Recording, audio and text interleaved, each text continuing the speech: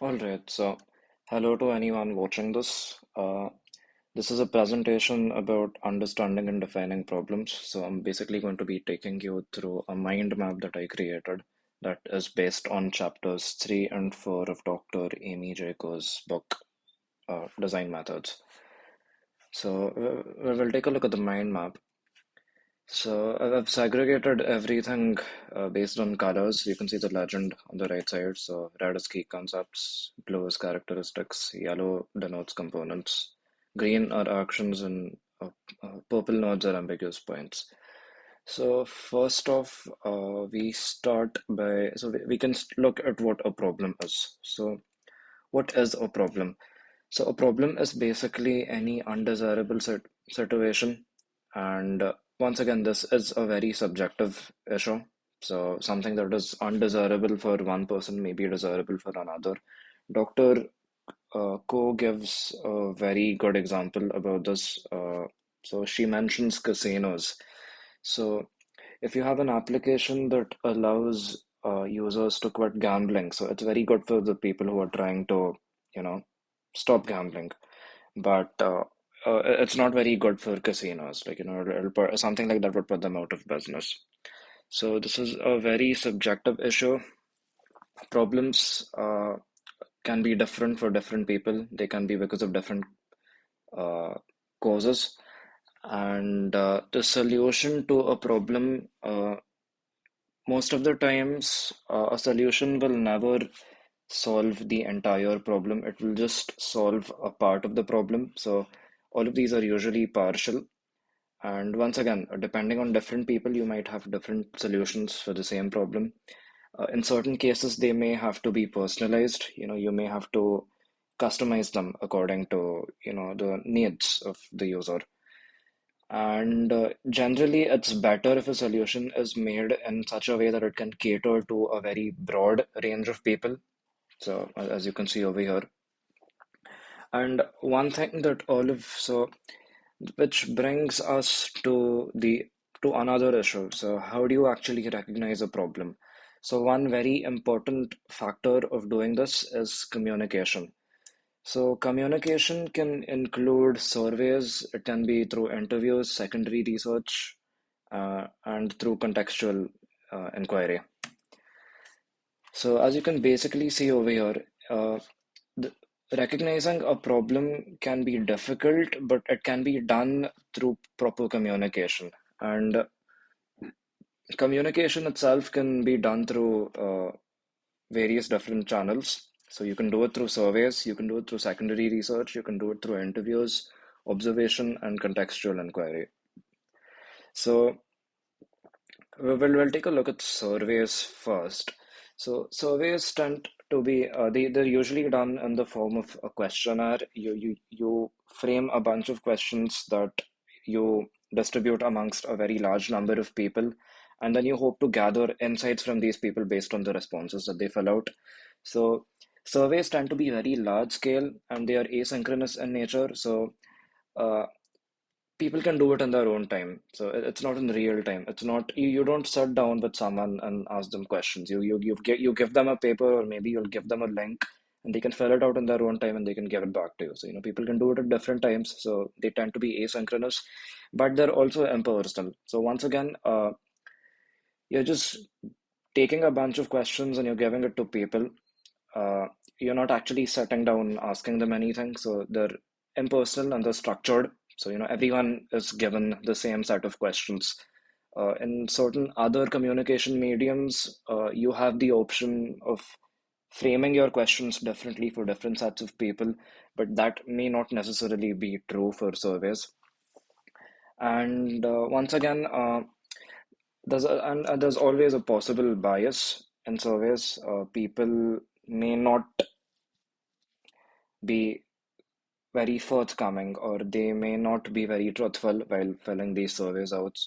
So there's also a very strong possibility of bias. So then another way in which you can communicate is through observation. So in case of observations, you basically just it's as the name suggests, you observe. So, it's a lot more personal. It takes a lot more time, but you also end up gaining deeper insights about whatever subject that you're trying to study or whatever problem that you're trying to solve. So you have communication, and then there's secondary research. So secondary research doesn't actually warrant for any communication. You're not actually sitting down with anyone. Uh, so it's basically you, you're basically gaining knowledge from other people's data. It could be in the form of sitting down and reading a paper that's been written by someone else, or by looking at interviews conducted by someone else. So once again, it can come from a lot of different sources. So you're not the one going around asking questions, but you're studying what other people have done, the information that other people have gathered. So that's basically secondary research. Then that brings us to interviews and contextual inquiries. We're going to be looking at both of these a little bit more closely. So, interviews. So, interviews are basically open-ended question and answer sessions. You sit down with the person, you ask them a bunch of questions, and you record their responses, and then you analyze those responses to gain insight about the problem at hand. So, it's simple enough, but it's it sounds simple enough, but it's really not. There are a lot of different aspects that need to be considered while conducting interviews. So, what do you not do? So, it's usually not a good idea to ask leading questions. So, you don't, you want the user to answer, questions out of their own violation. You don't want to lead them to an answer. So, and make sure that you don't ask them any loaded questions.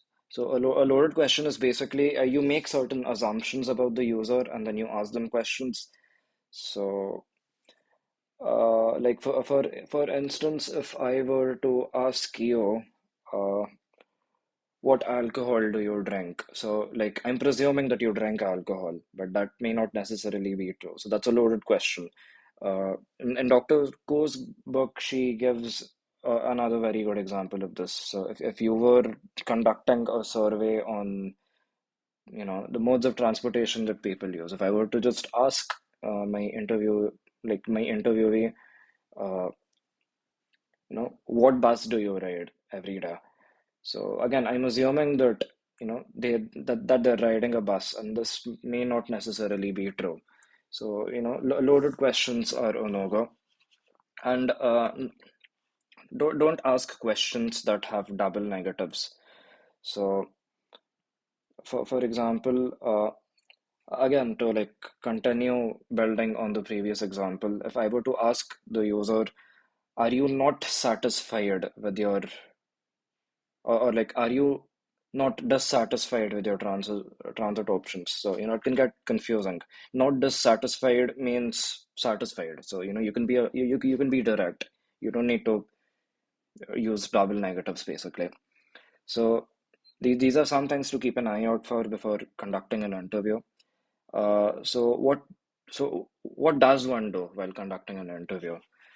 So first of all, it's important to define a focus. You need to have a specific uh, focus around which you're going to frame all of your questions. So it's important to establish this before you frame questions.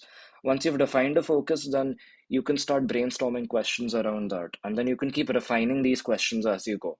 So if you conduct a few interviews and you feel like you'll realize that certain questions may have a scope for improvement.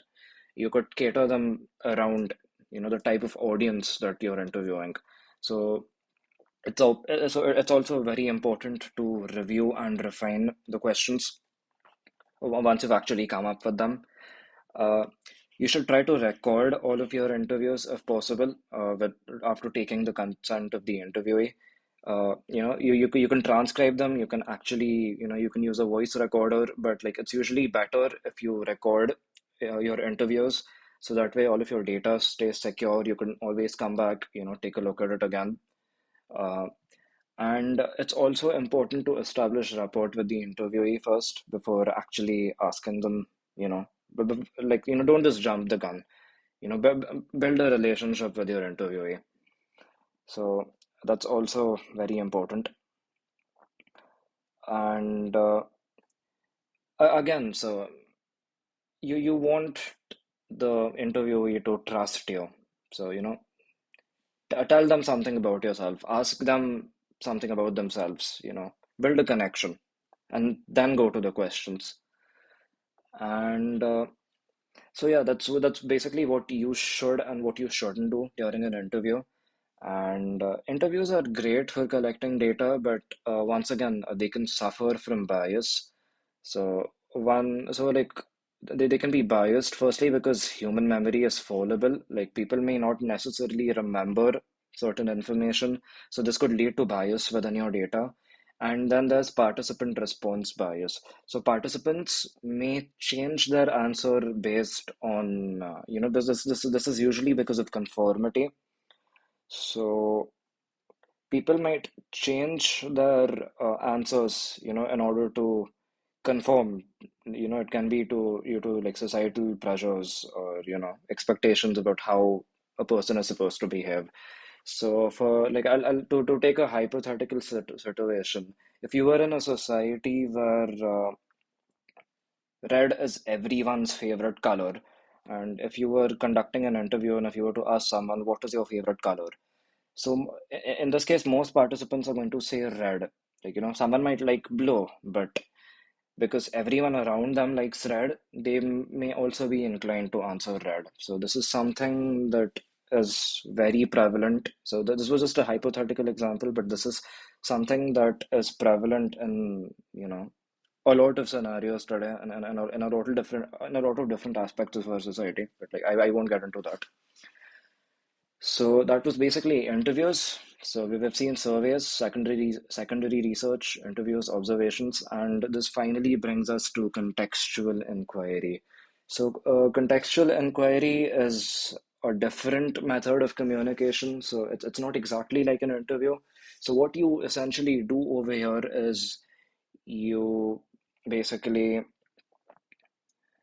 observe the situation, or like, you observe your subject, like, while they're doing their work, you observe their entire situation, and then based on that you ask them questions. So how, so it's basically the opposite of what an interview would be. So once again, there are certain things that you should keep in mind while performing a contextual inquiry. First of all, you need to define a focus. This is one thing that, is common between both of these. You're going to want to define a focus around which you can frame, all of your questions. And unlike an interview, however, in an interview, you would have a preloaded set of questions from which you would ask your users. But in this case, you need to develop your questions as you observe, the subject. So yes, basically, so you develop your questions as you observe the subject. Uh, Once again, it's better to record all of your questions, all of your conversation with the subject. And once you have all of your data, then you can start interpreting it. You can start drawing inference from everything that you have. And once again, it's usually better to build a rapport with the subject. You want to establish a connection between you and the subject. You want them to trust you, or they will not, be, they may not be entirely forthcoming with you otherwise. And so in case of contextual inquiry, context is everything. Based on you need to ask questions based on your observation. So that's what makes this form of inquiry very special. Because of the added context, you can get like some very good insights. You can get really specific insights about the problem at hand. However, two disadvantages of contextual inquiry are that they are driven by the inquirer. So it's only going to be as good as you make it. Depending on the sort of questions that you will ask the person, so that's what's going to make the inquiry. No, this is something that doesn't happen with interviews, but in this case, that's somewhere that, you need to be careful while you're making questions. You need to be able to cover everything. So it's very inquiry driven, and they can also be a lot more time consuming as compared to the other methods. So if you have a problem and if you're trying to recognize a problem, I'm just going to summarize this very quickly. So if you want to recognize a problem, one very important factor is communication, and this can be done in several different ways. You can do it through a survey. You can do secondary research. You can read other people's work. You can take interviews. You can use observation, and then there's contextual inquiry. So this is also based on observation. It's an important factor in case of contextual inquiry. But yes, so that was basically different modes of communication that uh, enable you to identify a problem. So you have so now you have a lot of data. You've done your interviews. You've read other people's work, and basically you have a lot of data at hand. So what do you do next? So the next step of recognizing a problem is interpretation and synthesis. So once you have all of that data, you want to be able to discern something out of it. You want to turn that, you want something valuable out of it, something that's actually useful. So you can do this through interpretation and synthesis. So in this case, it's important there are certain factors that you need to keep in mind when you perform, when you interpret your data. You want to look for patterns, common reoccurring things that people will describe. Uh, you want to know any aspects of the problem that are changeable. You want to know the consequences of the problem, and you want to know the causes of the problem. So all of these four factors are really important, and all of them will contribute to the final knowledge that you will get about the problem. And once you've so how do you get knowledge basically? So like how does this work? So what you need so to begin with, you need to set a goal. You need to derive goals from all of your data. So like what exactly are you trying to achieve? uh, so and in order to this can be done in two main ways. So you can either create personas, and then you can create scenarios. And once you've got both of these, you can use you can basically use personas and scenarios to create an argument. So, and like once you have your argument, then you can basically look. So it basically gives you a set of problem statements that are they're logical, they're ironclad, and you can actually it gives you something concrete to start designing. You can actually start working once you have all of those. So how do you derive goals? So you can either do it through personas or through scenarios. So a persona is basically it's a fictional entity that you create, like it's a fictional person you create based on the data that you gather. So even over here, it's very important that the persona that you create is based on the actual data that you've collected. And you can uh, you can basically have a lot of different information in a persona. So you know you can have demographics like a person's income, like what job they do, their goals, their needs, their desires, their technical background, their likes, their dislikes, their hobbies, their interests.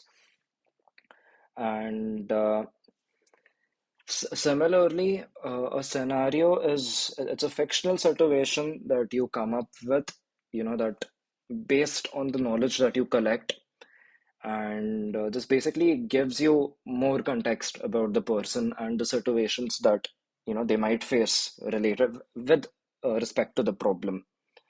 So again, like it's important that the scenarios that you create are based on the data that you collect, and there are certain important factors. There are certain components to a scenario. Firstly, uh, the five W's, as I like to call it. So you want to know a good scenario will have who, what, when, where, why. It will answer all of these questions. Uh, how and like there's two other important components like that a good scenario will answer. It will tell you how something is happening, how the problem is happening, and it will also tell you the frequency of how often someone tries to do something. And scenarios are also they're supposed to be goal specific. So this is something that needs to be very clear. So you want to have a scenario, but you also need to be sure that scenario is goal specific. Uh, Scenarios can then later be used to create use cases, and scenarios should never contain any interaction details. This is up to the designer. This should not be included in the scenario. And once basically you have personas and scenarios, and once you've established use cases, you can use all of these to create an argument. So we'll take a look at a sample persona. So so this is basically what uh, uh, so I mean, if you consider the problem of finding housing accommodations. So take the example of an international student who comes to UF, and he's looking for a house. So I've created a sample persona over here. So our subject is Otto. He's an exchange student from Germany. He's looking for houses around Gainesville that are affordable. He's also looking for a suitable roommate who will match his preferences. He's new to town and he's absolutely clueless about housing options, local facilities, transport options. He is also a very social individual who enjoys exploring new places, meeting new people, and trying new restaurants. He's an avid music lover and enjoys going to live music shows. However, he's completely clueless about all of these things in Gainesville. So I've tried to cover everything that we discussed earlier in this persona. So this is just a sample. This is what, a persona might look like. So you need to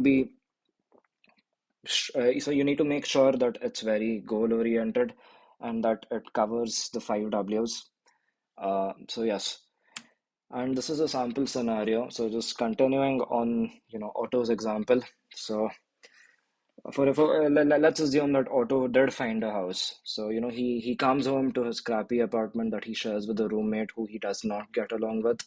His rent is sky high, along with his roommate, and he is far away from downtown where the city's social and music scene is mostly located. He's unaware of bus routes and often ends up walking back from the university, which leaves him exhausted. His roommate is messy and seldom cleans up after himself. Otto is miserable and feels isolated. He's depressed, and lately he's been finding it difficult to concentrate on his academics. He misses Germany and is unaware of any German societies where he can meet other people from his hometown. So again, like this is a sample scenario. Once again, it is a sample, but I've tried to cover all the different aspects that we looked at earlier. So after I tried to include the five W's, the how, the frequency. I tried to be goal specific, and even like in case of the persona, uh, I've tried to keep it real. Basically, I've tried to like have it as close to the truth as so. So someone, a new student moving into UF, an international student, like, this is typically what their persona would look like. So I've tried to keep it as close to the truth as I could. And once you have your data, once you have your persona, once you have your scenarios, you can start by writing a simple argument that describes the problem. So, and in this case, it's difficult for international students to find new housing in new cities, and finding good roommates is a nightmare. So, these are two lines that simply describe the entire problem. So that's what you want to begin with, and then you can start fleshing it out. So you can start adding. So you can look at it from another way, and you'll observe that this problem has a lot of other dimensions to it. So you can create a more detailed sample argument. So this is a more detailed sample argument of what we saw earlier. So there are over 900,000 international students in the United States, and domestic students may not necessarily be local to their universities. So these are just numbers about the amount of people who are going to be looking for new housing, like the number of students who are going to be looking for affordable housing every year, not just every year, every semester for that matter. So finding affordable housing is not an easy or a straightforward process. Uh, Again, this is another problem. Like, it's a sub problem within like the main problem that we spoke about. It's not easy finding a house. It's not a very streamlined process. A lot of international, if there's a if there are any international students listening, you will probably agree with me. And a large chunk of students are roommates with absolute strangers, and almost a quarter of them are unhappy with the situation. So I actually got this off a study that I've cited at the end of the presentation. So this is another problem. Like, finding good roommates is not easy. This can add to the strain of moving to a new place and their already hectic lifestyle, and it can cause individuals to become depressed. So, it's a serious problem. It can affect people's mental health. It's not something to be taken lightly. And individuals need to struggle to learn about a new place. Once again, uh, unless you actually know a lot of people when you're moving into a new place, making friends may not necessarily be a very easy task for a person. And like in such cases, it's usually hard to learn about a new place. I mean, I'm not saying that it can't be done, but it takes a while. It takes a while, basically. And when you have the added pressure of actually moving to a new place and like academics, and when you put it all together, it can be difficult, and the lack of community might make them feel alone and isolated. So we started with two simple arguments, and then we were able to flesh it out. We were able to find different sub problems within our main problems. So different problems have like entire different dimensions to them, that can be explored. So the benefits of that is, firstly, it helps designers. They can start tackling different aspects of a problem.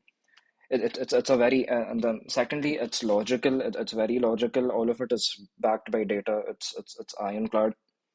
It gives a lot more context to the main problem. It adds a lot. It fills a lot of blanks. It adds a lot of details, and it explores the different dimensions of a problem. So uh, this is also very attractive to investors, and it also gives you the option of tackling individual aspects of a single problem. So, if you have something that looks very complicated, or, if you have a problem that feels very complicated, this can help you break that problem down into sub problems. It can reveal, new information to you, things that you may have previously overlooked. So, it is a very effective process, you know, collecting data, creating personas, creating scenarios, and then turning all of that data into an argument. So that brings me to the end of this presentation. I hope I did a good job explaining, everything to you. And thank you. I hope you have a nice day.